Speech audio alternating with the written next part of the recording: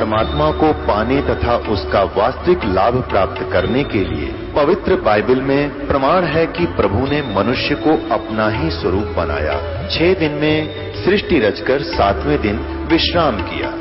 कुरान शरीफ में प्रमाण है कि हजरत मोहम्मद को खुदा स्वयं कह रहे हैं कि मैंने तुम्हें उस परमात्मा की महिमा बताने के लिए भेजा है। वो परमात्मा कबीर है जिसने 6 दिन में सृष्टि रची तथा 7वें दिन तख्त पर जा विराजा। उसकी खबर किसी बाखबर से पूछकर तो देखो। कृपया अवश्य सुनिए जगत गुरु तत्वदर्शी संत रामपाल जी महाराज के अमृत वचन। वो 500 अड़ंगे भीतर भरे पड़े तुम्हारे, वो तुमने कैसे मोक्ष होने देंगे? अब क्या करवा दिया? उल्टा मुंह कर लिया नान की बजाय और लट्ठम लट्ठा। वैष्णव साधु और वो नागा, और फिर तो वो विघ्न हो गया। वहां पर कहते हैं 25,000, लगभग 25,000 व्यक्ति वह संत को वहां थे, नागा और वैष्णव आपस में कत्लेआम कर दिया वहां पर। नाना नूना और भगवान तो गया बाढ़ में। तीर तुपक तलवार कटारी जमदड़ जोर बधावे हैं, हर पैड़ी हर हेत न जान्या वहां जा तेग चलावे हैं। भगवान की पैड़ी कवे, परमात्मा का प्यार भी भूल गए हैं। और काटे शीस नहीं दल करुणा वो जग में साध कमावे हैं। काटे शीस दया भी कोई ना, अरे वो संत कमावे हैं, वो साधु कहलाते हैं। और जो नर जाके दर्शन जाही उनको भी नरक पठावे हैं। ऐसे व्यक्तियों को संत मानकर, साधु मानकर, और जो भोली आत्मा इनके पास जाते हैं, इनसे उपदेश लेते हैं, ज्ञान ग्रहण करते हैं, उनकी भी यही दशा करते हैं, उनको भी नरक भेजते हैं। कक्कड़ भांग तमाखू पीवे बकरे काट तड़ावे हैं, बकरे काट कर उनकी छोंक लावे हैं। और सन्यासी शंकर को भूले बम्ब महादे ध्यावे हैं। तेरा भैया कमाल कर दिया। आपने देखा होगा ये कावड़ लेवनी है, कावड़ लेने जाते हैं हरिद्वार तक, खासकर सावन के महीने में। और वहाँ से मेरे ख्याल में वो 2 किलो गंगा जल लेकर चले, गंगा का पानी जल। नंगे पैरा बेचारे पैदल आएंगे, कोई बस में बैठ कर ज़्यादातर पैदल ज़्यादा आते हैं। और वो भगवान शंकर के पुजारी बनकर जाते हैं। भगवान शंकर का जो नाम हम आपको देते हैं उससे लाभ देता है भगवान, वैसे नहीं देता। अब देखो प्रत्येक इष्ट का अपना अपना एक गुप्त मंत्र है जिससे वो आकर्षित होते हैं। एक कोड वर्ड होता है, जैसे कुत्ते ने कुत्ता कुत्ता करें जा कति नहीं देखा है, और उसको नहीं करते तो तुरंत देखता है। ऐसे ही प्रत्येक पशु के अलग अलग कोड वर्ड होते हैं। तो ऐसे ही इन भगवानों के भी ये कोड वर्ड हैं, जो विशेष मंत्र हैं जिनसे ये तुरंत आकर्षित होते हैं। वो मंत्र यथार्थ मंत्र हैं जो हम आपको देते हैं। तो वो क्या करते आते हैं, वहाँ से लेकर सावन के महीने में सूक्ष्म वेद में लिखा है कि सावन के महीने में तो शहर को भी नहीं जाना चाहिए सुबह सुबह किसी टाइम भी। यानी जितना हो सके कम से कम सफ़र करें सावन के महीने में, क्योंकि सावन के महीने में इतने जीव जंतु सूक्ष्म उत्पन्न हो जाते हैं, कदम रखते ही कई कई मरते हैं। और उस सावन के महीने में यूँ कार ने नया काम शुरू करवा दिया कि वहाँ से पैदल चलो गंगा से, हरिद्वार से, और अपने अपने घर तक आओ। तो उसमें कितने जीवन के पैरा तलम रहे हैं वो सारे उनके बैंक अकाउंट में लिख दिए जाते हैं पाप में। और पाइया गंगा जल लेकर आए वो बता भगवान शिव जी का उस गंगा जल का भूखा है, और नाम लेते नहीं भगवान का। बम बम महादेव भी ना कहते हुए बम बम बम बम। अब उन कोई नो के नहीं है बम, बम का नाम भी बुंडा। और वो मानने इसने मंत्र तत्काल में हमारे को सारे ये उल्टे पाठ पढ़वा रखे हैं। और एक दूसरे ने कहेंगे ओ बोले चाल आगे ने, और बेबियर ने कहेंगे ए बोली चाल आगे। इन नोनी बेरा तुम के संज्ञा दे रहे हो निकम्यो, आप बोला बन रहे बेन बोली बना रहा। तो इसे हम कति ऐसे हो गए भक्ति में, कति -0 में पहुंच गए। अब इस -0 से ऊपर उठाने के लिए इस दास को कितना संघर्ष करना पड़ रहा है, लेकिन ये सफल होगा। ये यथार्थ ज्ञान है और इसी से जीव का कल्याण हो सकता है। कक्कड़ भांग तमाखू पीवे, बकरे काट तलावे हैं, सन्यासी शंकर को भूले, बम्ब महादे ध्यावे हैं। यो भी बैदा है बैदे से भेद अलैदा, यो भी बैदा बैदा क्यों जाण्या, हम सतगुरु में टेलू जाण्या। ये 10 नामी दया नहीं जाने, गेरू कपड़ रंगावे हैं, और पार ब्रह्म से परचे नाही, शिव करता ठहरावे हैं। कहते हैं ये 10 नामी लाल कपड़े पहन कर संत बने फिरे हैं, और ये पार ब्रह्म से तो परिचित नहीं सतपुरुष से, और शिव को भगवान बतावे हैं। यही है सबका सर्वेश्वर महेश्वर मृत्युंजय कालजय। और ये खुद कहते हैं देवी भागवत के 3रे स्कंद में कि हम तो नासवान हैं, हमारा जन्म मृत्यु होता है। 4 संप्रदा 52 द्वारे, बैरागी अब आवे हैं, कूड़े बेख काल का बाणा, संतों देख रिसावे हैं। ये 4 संप्रदा 52 द्वारे, बैरागी कहते ये कूड़े भेख काल का बाणा, ये झूठी साधना करने वाले काल के पुजारी हैं ये। और संतों देख रिसावे हैं, संतों के बारे में जिक्र चल जाए तो दूना दुख माने हैं, रखो के ले रहा है नारायण। परमात्मा कहते हैं 18 अक्षौणी अक्षय करी, चुनक ऋषिश्वर एक, ये दे धारे जोरा फिर भाई सभी काल के बेख। ओ तेरा हे परमात्मा कितना निर्मल ज्ञान दिया है। कहते एक चुनक नाम के ऋषि थे, जैसे गीता जी अध्याय नंबर 7 के श्लोक नंबर 16, 17 और 18 में गीता ज्ञानदाता कहता है 15 तक तो ब्रह्मा विष्णु महेश तीनों गुणों की उपासना के बारे में बता दी कि वही साधना करते वही से आदमी है। और फिर कहे कि मेरी भक्ति ब्रह्म साधना भी 4 प्रकार के करते, अर्थार्थी, आर्थ, जिज्ञासु और ज्ञानी। उनमें से वो 3 रिजेक्टेड हैं। ये ज्ञानी जो है ये अच्छी आत्मा है, इनको पता लग गया मनुष्य जीवन बार बार नहीं मिलता, और मनुष्य जीवन पाकर जब सत्साधना नहीं की तो व्यर्थ है।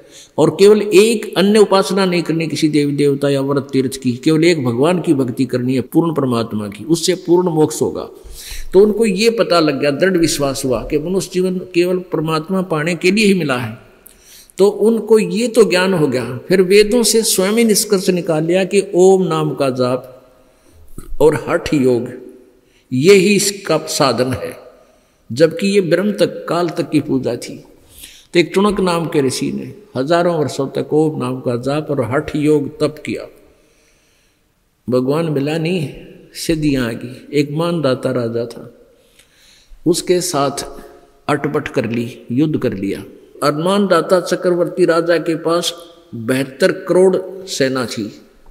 पूरी पृथ्वी पर अपने संदेश वाहक भेजकर ये जानकारी प्राप्त की थी कि भी कोई मेरी पराधीनता से कोई अलग तो होना नहीं चाहता, यदि कोई मेरी अधीनता नहीं स्वीकार करता उसने युद्ध करना पड़ेगा। ऐसा संदेश लेकर सब जगह घुड़सवार जा रहे थे। आए वापस चुनक ऋषि ने पूछा भी कहाँ गए थे, कौन हो तुम, कहाँ से आए हो। इस एक घोड़ा था वो खाली था बगैर सवारी के, उसके गले में कुछ लिखा हुआ था।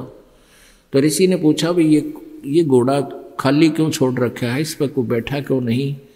तो राजा के सैनिकों ने सारी कहानी बताई कि ये मानधाता चक्रवर्ती राजा का घोड़ा है, इस पर कोई बैठ नहीं सकता, इसके गले में ऐसे लिखा हुआ है। हम पूरी पृथ्वी पर घूमे आए, किसी ने भी राजा के साथ युद्ध करना नहीं चाहा, सभी उनसे डरते हैं। चुनक ऋषि ने पूछा कि क्या किसी ने भी उनका युद्ध नहीं उठा? नहीं, कौन उठे? पता है हमारे राजा के पास 72 अक्षौणी सेना है, जाड़ फोड़ देंगे। अब ऋषि ने सोची भाई अभिमान हो गया, ये काल प्रेरणा है, ये राजा को सबक सिखाना चाहिए। चुनक ऋषि बोला भाई मैंने तुम्हारे राजा का युद्ध स्वीकार कर लिया।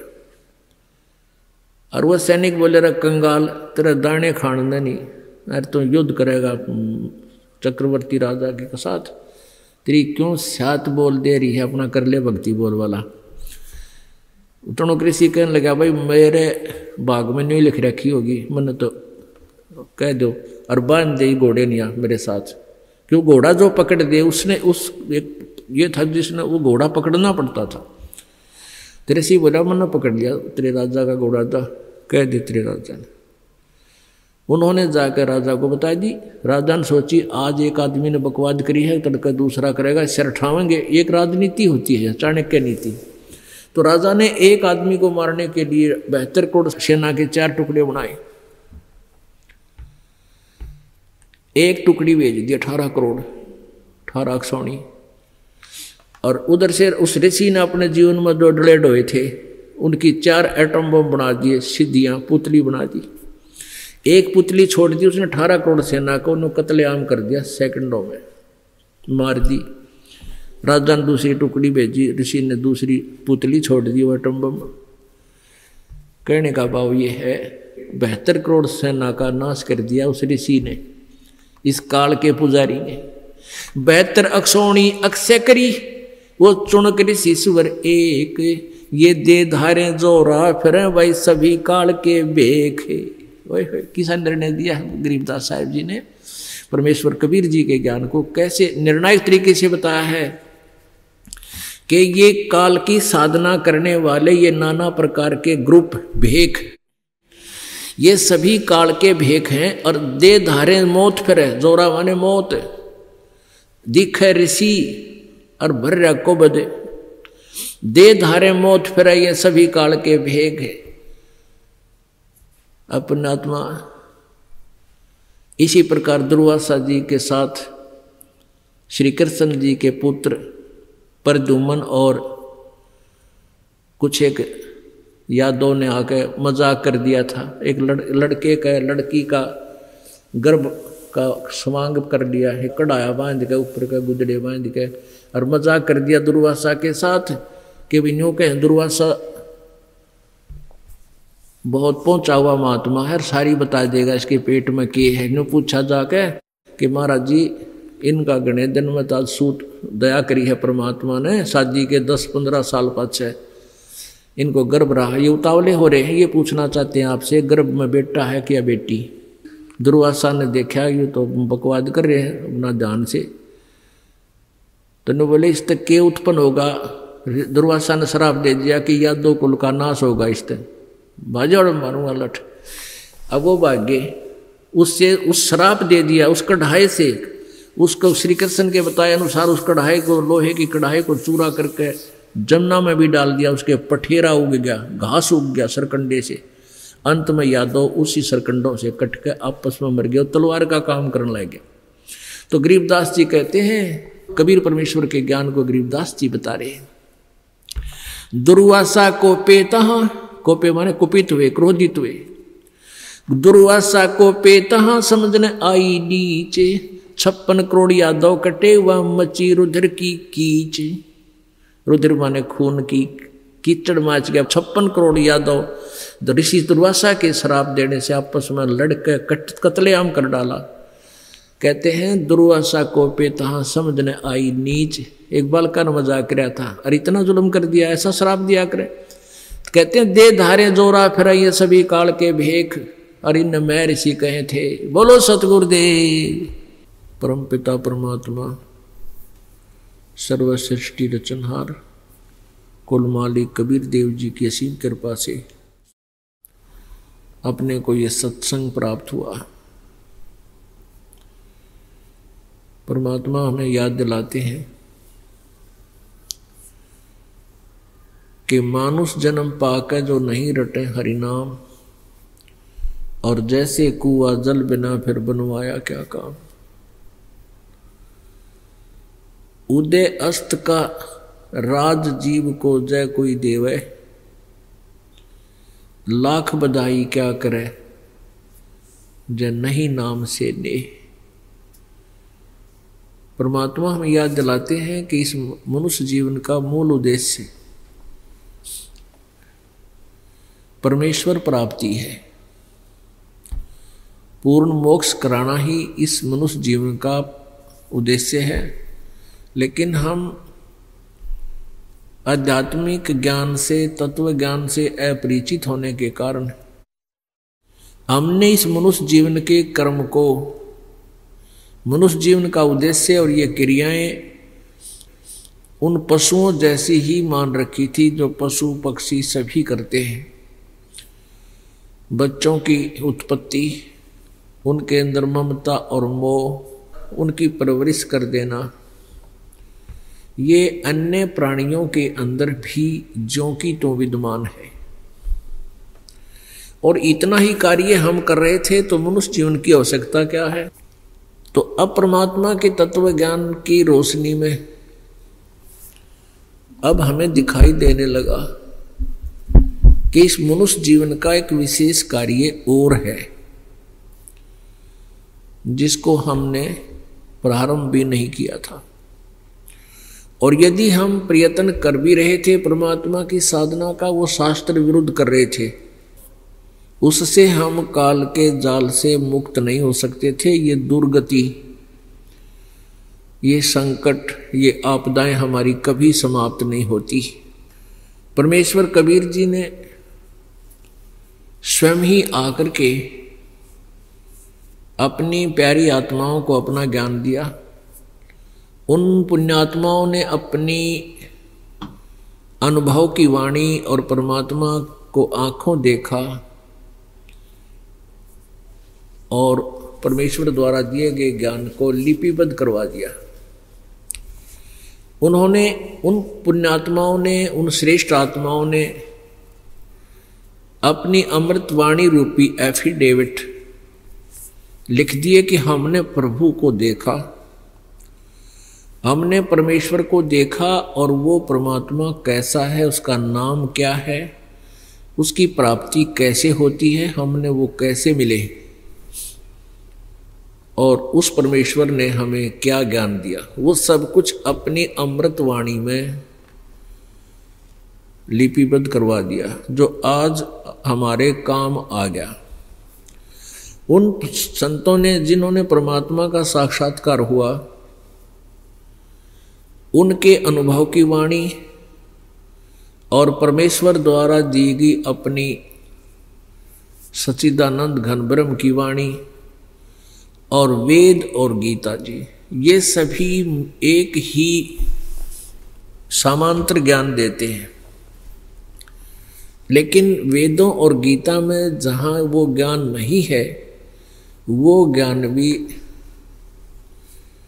सूक्ष्म वेद के अंदर है। जैसे एक मैट्रिक 10वीं तक का सिलेबस होता है, पाठ्यक्रम होता है,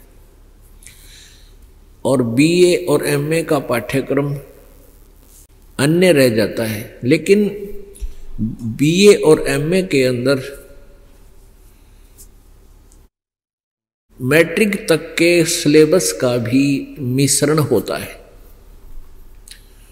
तो इसी प्रकार वो पूर्ण परमात्मा ने स्वयं आकर के सूक्ष्म वेद दिया। ये चारों वेद पहले विद्यमान थे, तो सूक्ष्म वेद के अंदर चारों वेदों का भी निष्कर्ष, गीता जी का भी निष्कर्ष, पुराणों का भी निष्कर्ष, और साथ में सूक्ष्म वेद तो वो है ही है। आगे की विस्तार से जानकारी उस परमात्मा ने हमें दी। परमात्मा बार बार आकर हमें याद दिलाते हैं, मन तू चल रे सुख के सागर, जहाँ शब्द सिंधु रत्नागर। मन तू चल रे सुख के सागर, जहाँ शब्द सिंधु रत्नागर। भाई कोटि जन्म तन बरमत होगे, कुछ ना हाथ लग्या रे। कोटि जन्म तोए भरमत होगे, कुछ ना हाथ लग्या रे। कुकर सोकर खरबया बौरे, तू कौआ हंस बुगारे। मन तू चल रे सुख के सागर, जहां शब्द सिंधु रत्नागर। कोटि जन्म तू राजा किन्या, मिटी न मन की आशा। कोटि जन्म तू राजा किन्या, मिटी न मन की आशा। भिक्षुक होके दर दर घूम्या, ये मिला न निर्गुण रसा। मन तू चल रे सुख के सागर, जहां शब्द सिंधु रत्नागर। इंद्र कुबेर ईश की पदवी, ब्रह्मा वरुण धर्मराया। विष्णुनाथ के पुरकू जाके तो फिर भी उल्टा आया। मन तू चल रे सुख के सागर, जहां शब्द सिंधु रत्नागर। असंख्य जन्म तूने मरते होगे, जीवित क्यों ना मरे रे। असंख्य जन्म तो है मरता होगे, जीवित क्यों न मरे रे। द्वादश मध्य महल मठ बोरे, बहुर न दे धर रे। मन तू चल रे सुख के सागर, जहां शब्द सिंधु रत्नागर। मन तू चल रे सुख के सागर, जहां शब्द सिंधु रत्नागर। दोजक भीष्ट सभी तैं देखे, राजपाट के रसिया। दोजक भीष्ट सभी तैं देखे, राजपाट के रसिया। तीन लोक से तरपत नाही, ये मन भोगी खसिया। मन तू चल रे सुख के सागर, जहां शब्द सिंधु रत्नागर। भाई सतगुरु मिले तो इच्छा मिटे, पद मिल पदे समान। सतगुरु मिले तो इच्छा मिटे, पद मिल पदे समान। चल हंसा उस लोक पठाऊं, जो आदि अमर अस्थान। मन तू चल रे सुख के सागर, जहां शब्द सिंधु रत्नागर। मन तू चल रे सुख के सागर, जहां शब्द सिंधु रत्नागर। चार मुक्ति जहां चंपी करती, माया हो रही दासी। चार मुक्ति जहां चंपी करती, माया हो रही दासी। दास गरीब अब है पद पर से, वो मिले राम अविनाशी। मन तू चल रे सुख के सागर, जहां शब्द सिंधु रत्नागर। परमेश्वर कबीर जी ने अपने उस अध्यात्म ज्ञान को, तत्व ज्ञान को अपनी प्यारी आत्माओं को दिया। उनमें से एक आदरणीय गरीबदास साहिब जी गांव छुडानी, जिला झज्जर, हरियाणा के अंदर प्रकट हुए थे। उनको परमात्मा आकर मिले थे। कबीर जी सतलोक से चलकर आए थे। अब संत गरीबदास जी परमेश्वर के ज्ञान से परिचित होने के उपरांत सतलोक को, सचखंड को आंखों देख करके उसके बाद फिर ये अपनी अमृतवाणी में ये विचार व्यक्त किए। अब सुख का सागर किसे कहते हैं? जहां दुख ना हो। सागर में समुद्र, समुद्र के अंदर जाने के उपरांत 100-150 किलोमीटर जब प्राणी चला जाता है किसी जहाज आदि में बैठकर, उसके बाद समुद्र के अंदर या तो वो जहाज दिखाई देता है या केवल जल ही जल होता है। जहां देखे वहां जल ही जल, जल ही जल और कुछ नहीं। इसी प्रकार सुख सागर, सतलोक वो सुख सागर है जहां दुख नाम की चीज कहीं दिखाई नहीं देती, यानी सुख ही सुख है। और यहां 21 ब्रह्मांड के अंदर यहां सुख नाम की चीज नहीं, दुख ही दुख है। तो हम कितने गलत स्थान पर आकर सेट हो गए। हम अपने आप यहाँ सेटिंग करने की सोच रहे हैं। कैसे सोच रहे हैं कि यहाँ मकान बनाऊं बढ़िया 2-3 मंजिल का, फिर मेरे पोते रहेंगे, परपोते रहेंगे, फिर मेरी पीढ़ी यहाँ रहेगी। परमात्मा याद दिलाते हैं, आगे गए ना बावड़े ये रहते भी सब जहाँ, बिन साहिब की बंदगी कहीं ठोर ठिकाना ना। पहले वाले थे वो भी चले गए, वो दोबारा आकर हमें नहीं बता सके कि हम कहाँ गए, कैसे दुख पाया हमने। और जो शेष हैं ये भी चले जाएंगे। और बिन उस परमेश्वर कबीर देव जी की भक्ति के, सत भक्ति के, सतलोक वाली साधना के बिना कहीं ठोर ठिकाना ना। जैसे आप जी ने उस दिन के सत्संग में सुना कि ब्रह्मा विष्णु नारद और व्यास जी और सतयुग के ब्राह्मण यानी ऋषि महर्षि, उन किसी को भी अध्यात्म ज्ञान नहीं था, ना उनको वेदों का ज्ञान था। तो उनके द्वारा दिए गए ज्ञान से उन्होंने जो लोकवेद ग्रहण किया हुआ था वही हमें दे रखा था। और यदि वेदों अनुसार भी साधना करते हैं तो ओम नाम का जाप है, उससे ब्रह्मलोक की प्राप्ति है। ब्रह्मलोक जाने के बाद भी गीता जी अध्याय नंबर 8 के श्लोक नंबर 16 में कहा है कि ब्रह्मलोक पर्यंत ये सभी पुनरावृत्ति में है। ब्रह्मलोक तक गए हुए साधक भी जन्म मृत्यु के अंदर ही है। पुण्यात्माओं, तो ब्रह्मा जी की भी मृत्यु है, विष्णु जी की भी मृत्यु है, शिव जी की भी मृत्यु है। अब ये प्रसंग ऐसा है कि प्रथम बार, क्योंकि अभी इसका प्रकाश सत्ज्ञान का हुआ नहीं है और ये सीडी वगैरह बनाई जा रही है। आने वाले समय में प्रभु की दया होगी तो ये इस टीवी चैनलों पर भी चलेगा। तो प्रथम बार जब कोई ये सुनता है इस दास के मुख से कि ब्रह्मा विष्णु महेश नासवान है, इनकी जन्म मृत्यु होती है, तो ये बात गले उतरती नहीं, क्योंकि हमने लोक वेद सुन रखा था।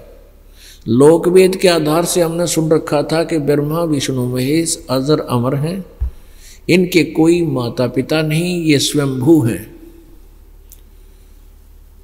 और यही पूरी सृष्टि के रचनहार हैं, यही सतिथि करते हैं, यही संहार करते हैं, इनके ऊपर कोई शक्ति नहीं, इनके कोई माता पिता नहीं।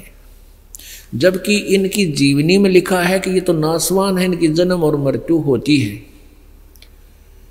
इसके लिए थोड़े से प्रमाण दिखाने पड़ेंगे। पुण्यात्माओं, एक अंधा अंधेरे में रात के समय लालटेन जगा के चल रहा था, हाथ में लालटेन लिए हुए और सफर में जा रहा था। आगे से कुछ बच्चे आ रहे थे। बच्चों का शोर सुनकर उस ब्लाइंड मैन ने कहा कि बच्चों जरा ध्यान से चलना, देख कर चलना, मैं अंधा हूं, ध्यान से चलना, मैं अंधा हूं। अब उन बच्चों ने सुना कि भाई ये कोई आदमी कुछ बोल रहा है। जब उन्होंने सुना कि अंधा है और लालटेन ले रहा, अंधा कहे और लालटेन लिया रहा है, ये क्या चक्कर है? उन बच्चों ने आकर पूछा, बाबा क्या आप सचमुच अंधे हो? हाँ बेटा, मैं अंधा हूं। फिर तो आप जी ने, बच्चों ने कहा, आप जी ने लालटेन क्यों ले रखी है? आप आंखों वालों के लिए कहीं मुझ अंधे में टक्कर मार दो, अंधेरे में मेरी टूट जा दे। इस लालटेन की रोशनी में मेरे से टल जाओ, तुम साइड पकड़ जाओ। अपनी सुरक्षा के लिए ले रखा बच्चा मैंने। तो पुण्यात्माओं, ये पवित्र पुराण, पवित्र वेद, पवित्र गीता जी, इनकी इस दास को आवश्यकता नहीं थी, क्योंकि इस दास को वो सूक्ष्म वेद प्राप्त हो गया था जिसमें इनका सबका समावेश है और निष्कर्ष ज्ञान है। वो कबीर वाणी में, कबीर साहब की वाणी में, परमेश्वर सच्चिदानंद घन ब्रह्म की वाणी में मुझे प्राप्त होगी थी। और उस वाणी का प्राप्त होना भी सुफिशिएंट नहीं था। परमेश्वर ने स्वयं ही उस दास को अपना भेद बताया, उस वाणी को समझाया। तो ये जो वेद और पुराण और गीता जी, ये मेरे लिए लालटेन है। उन आंखों वालों के लिए कहीं वो मेरे से ना खस बैठे, मेरे साथ झगड़ा ना ठान ले, इन सदग्रंथों की रोशनी में इन आँखें देखकर वो साइड पकड़ जाए वे सच्ची कहे, रामपाल झूठ नहीं बोल रहे। और जब तक ये लालटेन ना दिखाऊंगा, नो कहेंगे तो झूठ बोला है, निंदा करता है, ब्रह्मा विष्णु महेश के बारे में उठपटांग कहता है। और ये लालटेन दिखा दूंगा तो देखकर संतुष्ट हो जाते हैं, चुप हो जाते हैं, या फिर शरण में आ जाते हैं, वो फिर बाधक नहीं बनते। तो इस बाधा को हटाने का ये एकमात्र ही रास्ता है कि रह रह कर ये ज्ञान सुनाना पड़ता है। तो ब्रह्मा विष्णु महेश की भी मृत्यु होगी और ब्रह्म की भी मृत्यु होगी जो इनका पिता है, दुर्गा की भी मृत्यु होगी जो इनकी माता है। तो ऐसे हम कहते हैं आगे गए ना बावड़े, रहते भी सब जा, बिन साहिब की बंदगी कहीं ठोर ठिकाना ना। ये दिखाने के लिए लालटेन दिखानी पड़ेगी कि ब्रह्मा विष्णु महेश नासवान है और इनकी माता भी है, इनके पिता भी हैं। ये देखिएगा श्रीमद् देवी भागवत, ये देखिएगा श्रीमद् देवी भागवत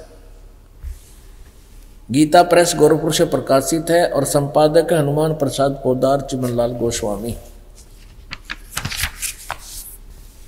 और ये कहाँ से प्रकाशित है? प्रकाशक एवं मुद्रक है गीता प्रेस गोरखपुर, गोविंद भवन कार्यालय कोलकाता का संस्थान।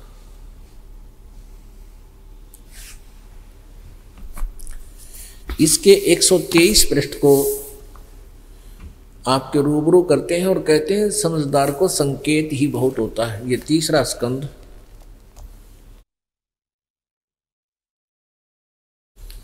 123 पृष्ठ। अब विष्णु भगवान अपनी माता दुर्गा की स्तुति कर रहा है। तुम शुद्ध स्वरूपा हो, यह सारा संसार तुम ही से उद्भासित हो रहा है। मैं ब्रह्मा और शंकर हम सभी तुम्हारी कृपा से विद्यमान हैं। हमारा आविर्भाव और तिरोभाव हुआ करता है। आविर्भाव माने जन्म और तिरोभाव माने मृत्यु। हमारा तो जन्म और मृत्यु होता है, हम अविनाशी नहीं हैं। केवल तुम ही नित्य हो, जगत जननी हो, प्रकृति और सनातनी देवी हो। भगवान शंकर बोले देवी, यदि महाभाग विष्णु तुम्ही से प्रकट हुए हैं तो उनके बाद उत्पन्न होने वाले ब्रह्मा भी आप तुम्हारे ही बालक हुए। फिर मैं तमोगुणी लीला करने वाला शंकर क्या तुम्हारी संतान नहीं हुआ? अर्थात मुझे भी उत्पन्न करने वाली तुम ही हो। शिवे संपूर्ण संसार की सृष्टि करने में तुम बड़ी चतुर हो। इस संसार की सृष्टि सचिति और संहार में तुम्हारे गुण सदा समर्थ है। उन्हीं तीनों गुणों से उत्पन्न हम, यानी रजगुण ब्रह्मा, सतगुण विष्णु, तमगुण शिव जी, ब्रह्मा विष्णु एवं शंकर नियमानुसार कार्य में तत्पर रहते हैं। यदि ये दास ये कहकर के आगे कदम बढ़ा लेता है कि ब्रह्मा विष्णु महेश नासवान है, इनकी जन्म मृत्यु होती है, और ये लालटेन नहीं दिखाता है, तो कहीं भी एक सीडी हम क्योंकि बहुत सस्ते रेट में, लागत से भी कम रेट में दे रहे हैं, तो हमारे भक्त किसी को दिखावेंगे तो वो देखे को नहीं आगे। फिर सदग्रंथों को, इनकी जीवनी को आंखों पढ़कर फिर वो विवश हो जाता है इस बात पर विचार करने के लिए कि यह तो सच्ची बात है, और सच्ची है बुद्धिमान तो फिर मानने भीगा। और इनको आंखों देखकर भी विरोध करता है तो वो अच्छी आत्मा नहीं है। जानबूझ साची तजय करे झूठ तने, और ताकि संगत है प्रभु फिर सोपन में भी ना दे। जो जानबूझकर बकवाद करे, आंखें देखकर भी नहीं माने, विरोध करता है, तो वो दुष्ट इंसान होता है। और परमात्मा खुद कहते हैं कि इसे निकम्मे की तो सपने में भी फिर मिलन ना हो, वो ना मानो चाहे मानो। अब जिनके वो फंस चुके हैं, जिन चतुर प्राणियों के वो फंसे पड़े हैं, यानी जिनसे किसी ने 20 वर्ष किसी ने 30 वर्ष नाम लिए होंगे, तो अब वो ये सोचते हैं कि हमारा अब क्या होगा। या कुछ ऐसे टाइप के लोग हैं जो औरों को भ्रमित करके खुद छोटी मोटी कोई पोस्ट उस पंथ में प्राप्त किए हुए हैं, वो अपना भला भी नहीं सोचते, औरों का तो वो सोचेंगे कैसे। तो वो चातुर प्राणी बताए हैं, जो आंखों देखकर भी नहीं मानते, वो मूड बताए हैं। और जो संत हैं, जो भोली आत्माओं को फंसाए बैठे हैं, वो चतुर इंसान बताए हैं। परमेश्वर कहते हैं अपनी वाणी में कि चातुर प्राणी चोर है, क्योंकि वो सच नहीं बता पा रहा, और मूड मुग्ध है ठोठ, फिर संतों के निकाम के उनके दे गड़जोट। कि जो जानबूझकर भी सच्चाई को स्वीकार नहीं करता और उन चतुर प्राणियों पर ही आश्रित है, फिर भी नहीं आता, यहाँ उपदेश लेने नहीं आ रहा, उसके लिए बता कि वो चातुर प्राणी तो चोर हैं। वो नकली संत मीठी बात बना के भ्रमित किए हुए हैं। परमात्मा कहते हैं बीजक की बात आ गए, बीजक नाई आथ, और पृथ्वी डोबन उतरे हुए कह मीठी बात। चातुर प्राणी चोर हैं, ये मूड मुग्ध है ठोठ, और फिर संतों के नहीं काम के उनके दे गलजोट। फिर वो हमारे काम के नहीं है, जो आंखों देखकर इस इतिहास को भी फिर भी नहीं मानते हैं, तो मूड मुग्ध, वो तो उन चातुर प्राणियों के साथ ही उनको और सख्ती से बांध दे, अर्थात वो वहीं फंसे रहे, पड़े रहे उन्हीं जोगे में।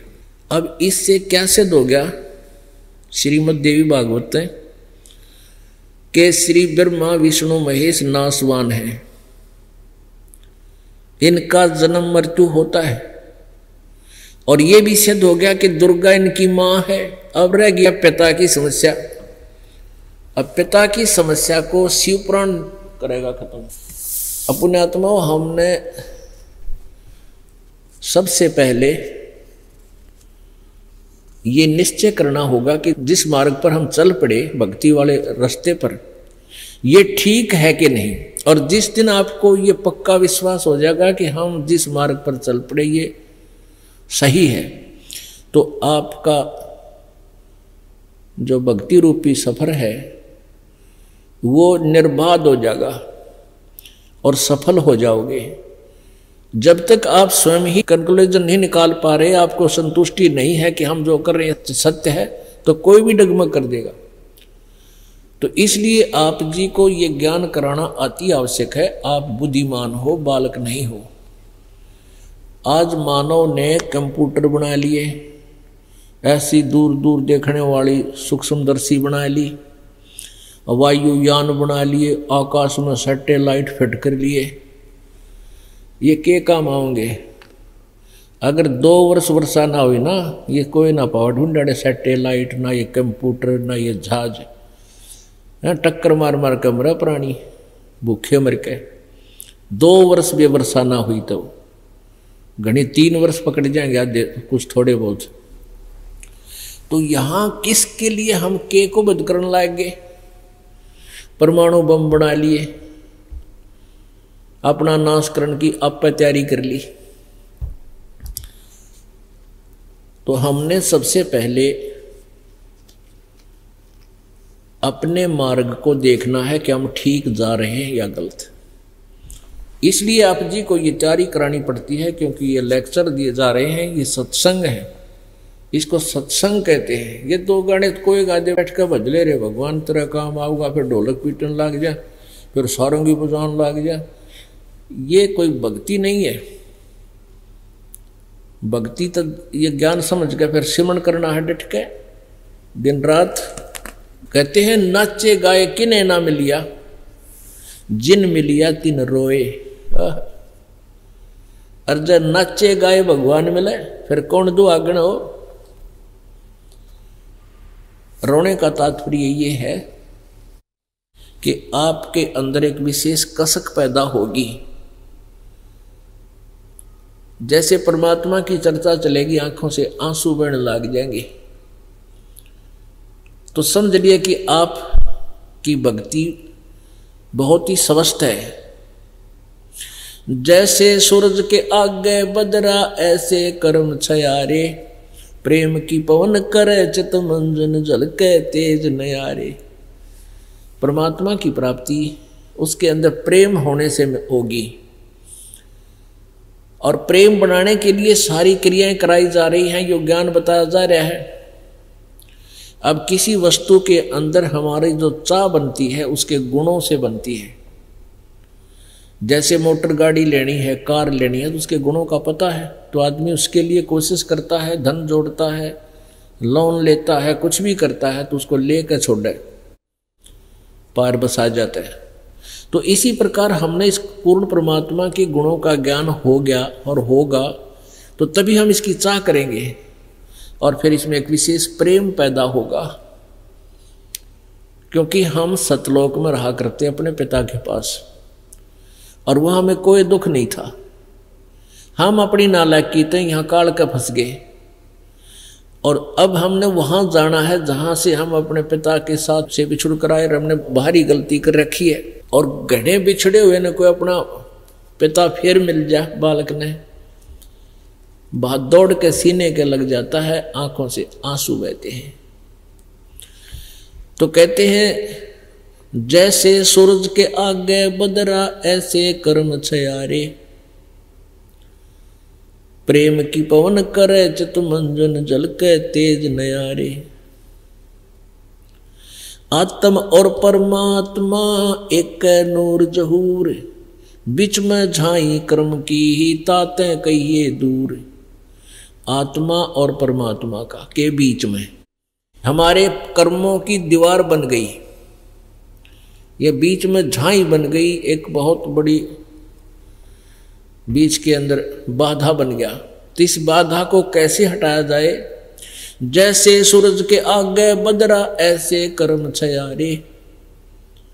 जैसे सूर्य के सामने बादल आ जाते हैं, बादल कैसे हटते हैं? हवा उनको तेज हवा उनको फेंक देती है इधर उधर, और सूर्य स्पष्ट दिखाई देने लग जाता है। आत्म और परमात्मा एक नूर जहूर, और बीच में झाई कर्म की तातें कहिए दूर। उसके लिए उस झाई को हटाने के लिए क्या बताते हैं? जैसे सूरज के आगे बदरा ऐसे कर्म छयारे, और प्रेम की पवन करे चित मंजन फिर झलके तेज नयारे। तो उस परमात्मा में एक प्यार बनेगी, कसक बनेगी। कुछ दिनों के बाद फिर आंखों से आंसू भी बंद हो जाएंगी, और ऐसी स्थिति हो जाएगी जिसको उन्मन मुद्रा बोलते हैं। नौका तेरा ऐसा क्या हो गया, तू उन्मन सा बैठा है, उन्मन सा यानी ना बोलता, ना ढंग से हंसता, ना कोई विशेष रुचि किसी वस्तु में। तो उसमें आपको ये समझ ले कि तत्व ज्ञान आपके हृदय में समा चुका है। जैसे नानक साहिब जी से किसी ने पूछा कि हे महात्मा जी, आप कभी प्रसन्न दिखाई नहीं देते, खोए खोए से रहते हो, कभी खुश नजर नहीं आते। तो नानक साहिब जी ने कहा था कि ना जाने काल की कर डारे, किस विध ढल जा पासा वे, और जिनाते सरते मौत खुड़कती उन्होंने केड़ा हासा। कि यहाँ किसके ऊपर प्रसन्न हो, ना जाने काल एक पल में के बिजली गिर दे, के जुल्म कर दे, पूरा परिवार नाश कर दे, कि ना जाने कितना उद्मस्तार दे, और हमें अपनी मृत्यु स्पष्ट दिखाई देती है। फिर जिनाते सरते मौत खुड़क दी उन्होंने केड़ा हासा वे। नानक साहिब जी से पूछा, क्या आप कभी प्रसन्न नहीं होते? तो श्री नानक साहिब जी ने कहा संत जी ने कि भाई खुश होता हूं जब जैसे सत्संग में प्रेमी भक्त आते हैं, प्यारी आत्माएं, तो संत यानी गुरु जी खुश होते हैं कि मेरे बच्चे ज्यों के त्यों आगे, इनका कोई कीड़ा ना लग गया, किसी ने इनको भ्रमित नहीं किया, काल ने कोई अटैक करके इनको खोया नहीं हमारे से, ये परमात्मा के बच्चे सुरक्षित हैं। आप जी जाते हो यहाँ से सत्संग सुनकर, तो चिंता बन जाती है कि कहीं कोई काल का दूत इन पुण्य आत्माओं को भ्रमित ना कर दे। तो नानक साहब जी कहते हैं साध मिले साड़ी शादी होंदी विछड़ जा दिलगिरी वे अखदे नानक सुनो जिहाना मुश्किल हाल फकीरी वे। जब ये भक्त संत मेरे साथ आते हैं वापस, साध मिले साड़ी शादी होंदी, तो ये समागम होता है, ये हमारी खुशी है। और जब ये जाते हैं तो दिल में दिलगिरी हो जाती है, चिंता बन जाती है हमारी। ये डर रहता है कि कहीं मेरी प्यारी आत्माओं को काल के दूत बर्बाद ना कर दें। और जब ये झोंके त्यों आ जाते हैं तो फिर मेरी खुशी का कोई ठिकाना नहीं होता। तो यहाँ परमात्मा यही याद दिलाना चाहते हैं कि कुछ दिनों के बाद क्या होगा, आपके अंदर एक विशेष कसक पैदा होगी, जरा सी भी चर्चा परमात्मा की शुरू हो जाएगी, आंखों से आंसू आने लग जाएंगे। और कुछ दिनों के बाद ऐसी स्थिति हो जाएगी, आंसू भी बंद हो जाएंगे। और वैसे ही जैसे यहाँ संसार असार सा नजर आओगा, किसी चीज में रुचि सी ना रहेगी, वो रोना होता है, वो कसक है न्यारी। कबीर परमेश्वर जी कहते हैं रोऊं बल घट जावे, आंसू तो भगवान मिले नहीं, रोऊं तो बल घट जा। और 8 पैर का दाजना जैसे घुण काटने खा, कहते हैं लास्ट स्थिति ऐसी आ जाएगी। कबीर परमेश्वर जी उदाहरण देते हैं, कबीर वैद बुलाई या पकड़ के देखी बाँ, और वैद न वेदन जान ही मेरा करक कलेजे माँ। सच्ची लगन जब भगत की बन जाती है, उसकी ऐसी स्थिति हो जाती है।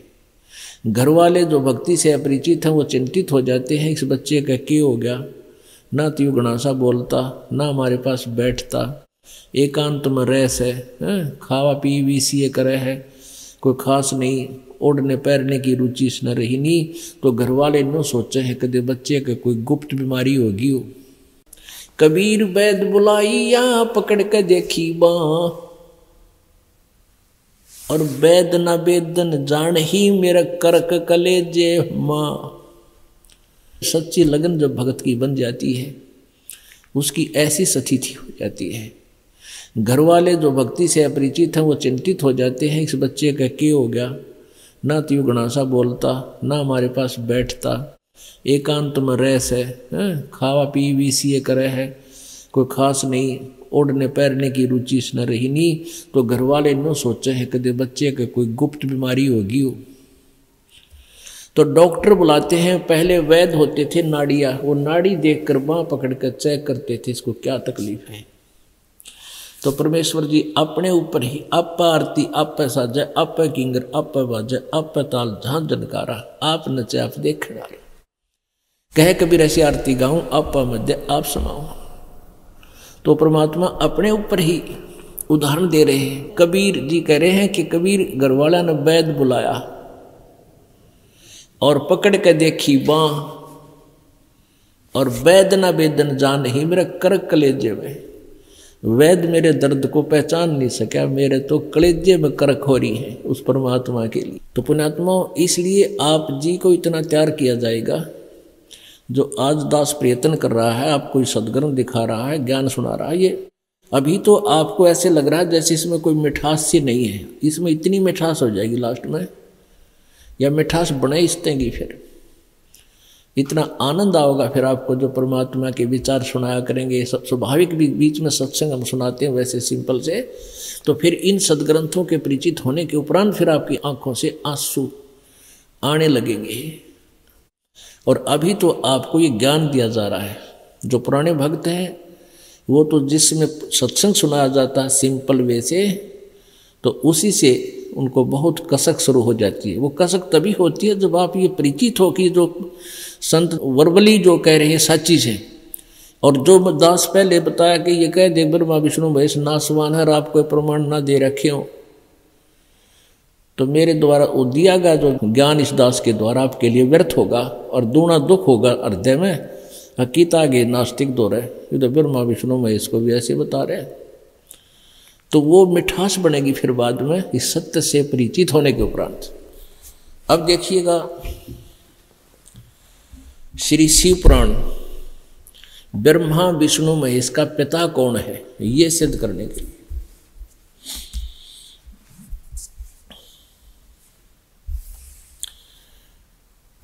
ये शिव पुराण है, गीता प्रेस गोरखपुर से प्रकाशित है।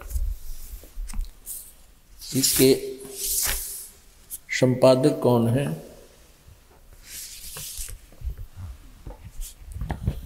श्री हनुमान प्रसाद पोदार, और ये गीता प्रेस गोरखपुर से प्रकाशित है।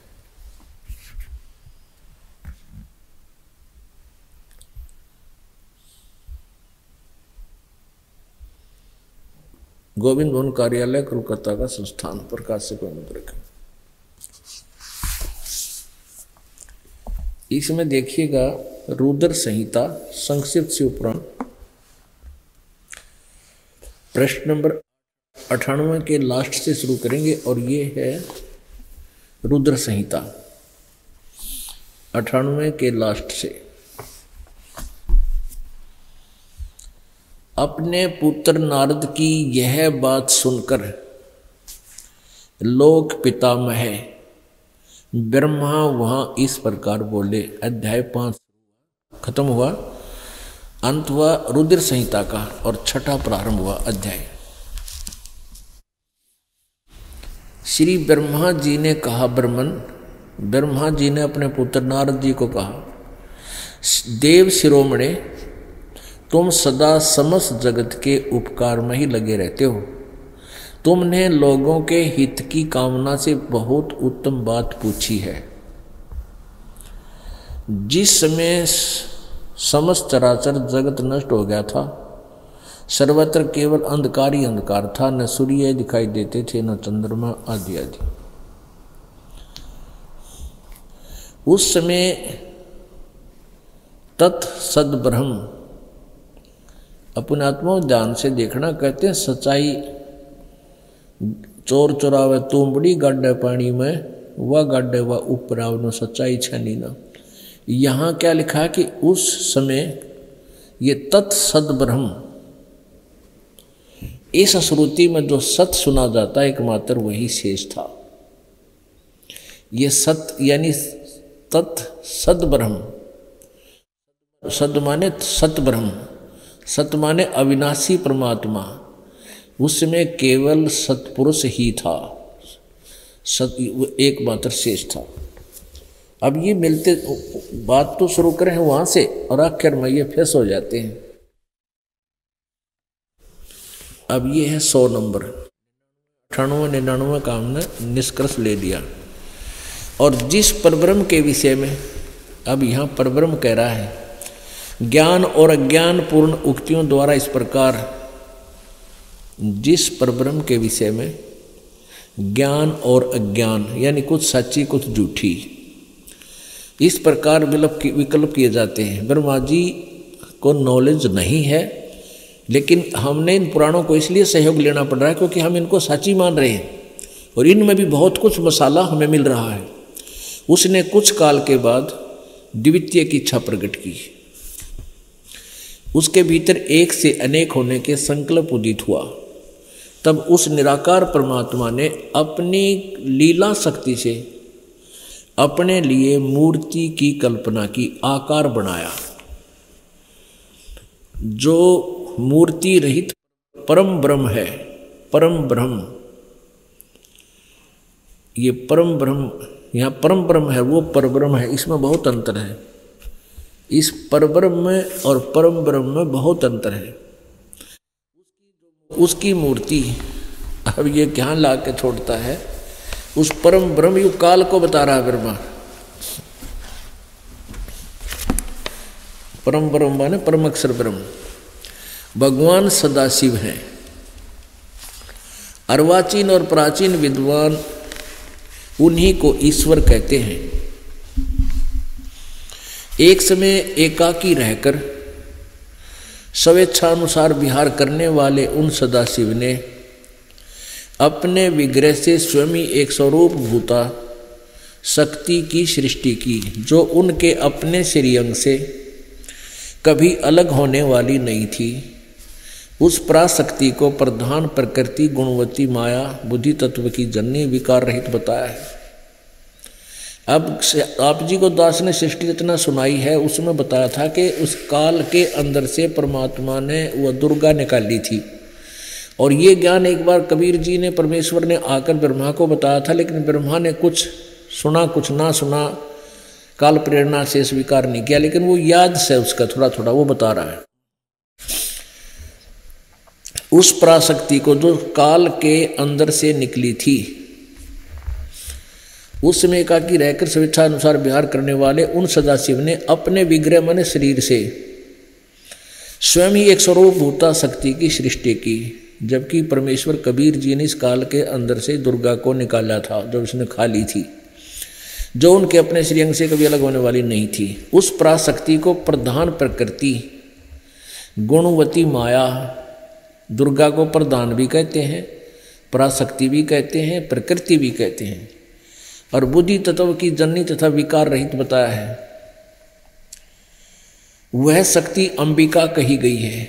उसको प्रकृति, फिर दोबारा कहा है, प्रकृति भी कहते हैं, सर्वेश्वरी, त्रिदेव जननी, त्रिदेव रजगुण ब्रह्मा, सतगुण विष्णु, तमगुण शिव जी को उत्पन्न करने वाली, जन्म देने वाली त्रिदेव जननी, नित्य और मूल कारण भी कहते हैं। सदाशिव द्वारा प्रकट की गई उस शक्ति के 8 भुजाएं हैं। कति कंसेप्ट क्लियर हो गया कि ब्रह्मा विष्णु महेश की जो माता है वह दुर्गा है, और आगे देखना ये क्लियर होगा। नाना प्रकार के आभूषण उसके श्री अंगों की शोभा बढ़ाते हैं। वह देवी नाना प्रकार की गतियों से संपन्न है और अनेक प्रकार के अस्त्र शस्त्र धारण करती है। एकाएकिनी होने पर भी वह माया संयोग वसात अनेक हो जाती है। इस दुर्गा ने ही अपने 3 रूप बनाए थे, एक सावित्री, फिर दूसरी लक्ष्मी और तीसरी जो है पार्वती, और तीनों से ब्याह कर लिया था, और चौथी वह अलग रह गई थी। तो ये एकाएकिनी होने पर भी वह माया संयोग वसात अनेक हो जाती है।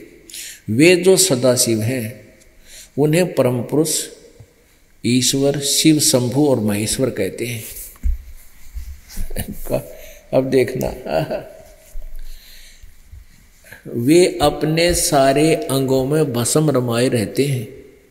उन काल रूपी ब्रह्म ने, ये सदाशिव कहो चाहे न काल रूपी ब्रह्म कहो, ज्योति निरंजन कहो, उस काल रूपी ब्रह्म ने एक ही समय शक्ति के साथ, नाथ नहीं है ये शब्द, साथ है, शिवलोक नामक अक्षेत्र का निर्माण किया था। उस उत्तम अक्षेत्र को काशी कहते हैं। वह परम निर्वाण का या मोक्ष स्थान है जो सबसे ऊपर विराजमान है। वे प्रिया और प्रियतम शक्ति और शिव, वो पति पत्नी रूप में दुर्गा और ये काल सदाशिव या काल ब्रह्म रूपी ब्रह्म, इसको जो परमानंद स्वरूप है, वह मनोरम अक्षेत्र, उस मनोरम क्षेत्र में नित्य निवास करते हैं। मुने शिव और शिवा ने प्रलय काल में भी कभी उस क्षेत्र को अपने सानिध्य से मुक्त नहीं किया था। इस काशीपुरी भी कहते हैं इसको। आगे देखो, देव से एक समय उस आनंद वन में रमण करते हुए शिवा और शिव के मन में यह इच्छा हुई कि किसी दूसरे पुरुष की सृष्टि करनी चाहिए, यानी कोई बच्चा उत्पन्न करना चाहिए, जिस पर यह सृष्टि संचालन का महान भार रखकर हम दोनों केवल काशी में रहकर इच्छा अनुसार विचरें और निर्वाण धारण करें। ऐसा निश्चय करके शक्ति सहित सर्वव्यापी परमेश्वर शिव ने अपने वाम भाग के 10वें अंग पर अमृत मल दिया, यानी पति पत्नी व्यवहार किया। फिर तो वहां से एक पुरुष प्रकट हुआ, यानी एक बेटा उत्पन्न हो गया।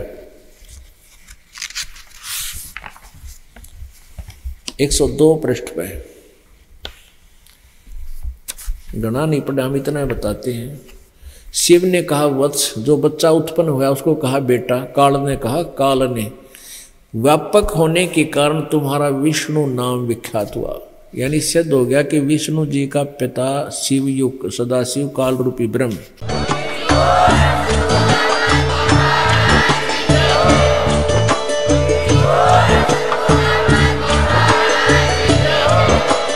आप सुन रहे थे जगत गुरु तत्वदर्शी संत रामपाल जी महाराज जी के मंगल प्रवचन। अधिक जानकारी के लिए विजिट कीजिए हमारी वेबसाइट www.jagatgururampalji.org। संत रामपाल जी महाराज जी के शुभ आशीर्वाद से पूरे विश्व भर में 500 से भी ज्यादा नाम दीक्षा केंद्र हैं, जिन पर संत रामपाल जी महाराज जी द्वारा ऑनलाइन निशुल्क नाम दीक्षा दी जा रही है। अपने नजदीकी नाम दीक्षा केंद्र का पता करने के लिए संपर्क करें 8222880541।